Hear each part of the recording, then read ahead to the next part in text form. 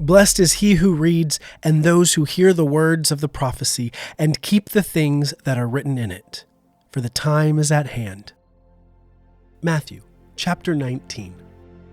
When Jesus had finished these words, he departed from Galilee and came into the borders of Judah beyond the Jordan. Great multitudes followed him, and he healed them there. Pharisees came to him, testing him and saying, "Is it lawful for a man to divorce his wife for any reason?" He answered, "Haven't you read that he who made them from the beginning made them male and female, and said, 'For this cause a man shall leave his father and mother and shall be joined to his wife, and the two shall become one flesh,' so that they are no more two, but one flesh. What therefore God has joined together, don't let man tear apart." They asked him, "Why then did Moses command us to give her a certificate of divorce and divorce her?" He said to them, "Moses, because of the hardness of your hearts, allowed you to divorce your wives. But from the beginning, it has not been so. I tell you that whoever divorces his wife except for sexual immorality and marries another commits adultery, and he who marries her when she is divorced commits adultery." His disciples said to him, "If this is the case of the man with his wife, it is not expedient to marry." But he said to them, "Not all men can receive this saying, but those to whom it is given. For there are eunuchs who are born that way from their mother's womb. And there are eunuchs who are made eunuchs by men. And there are eunuchs who are made themselves eunuchs for the kingdom of heaven's sake. Who is able to receive it, let him receive it." Then little children were brought to him that he should lay his hands on them and pray. And the disciples rebuked them. But Jesus said, "Allow the little children and don't forbid them to come to me, for the kingdom of heaven belongs to ones like these." He laid his hands on them and departed from there. Behold, one came to him and said, "Good teacher, what good thing shall I do that I may have eternal life?"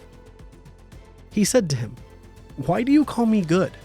No one is good but one, that is God. But if you want to enter into life, keep the commandments." He said to him, "Which ones?" Jesus said, "You shall not murder, you shall not commit adultery, you shall not steal, you shall not offer false testimony, honor your father and your mother, and you shall love your neighbor as yourself." The young man said to him, "All these things I have observed from my youth. What do I still lack?" Jesus said to him, "If you want to be perfect, go, sell what you have and give to the poor, and you will have treasure in heaven, and come follow me." But when the young man heard this, he went away sad, for he was one who had great possessions. Jesus said to his disciples, "Most certainly I say to you, a rich man will enter into the kingdom of heaven with difficulty. Again I tell you, it is easier for a camel to go through a needle's eye than for a rich man to enter into God's kingdom." When the disciples heard it, they were exceedingly astonished, saying, "Who then can be saved?"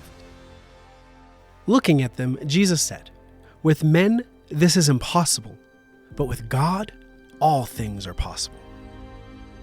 Then Peter answered, "Behold, we have left everything and followed you.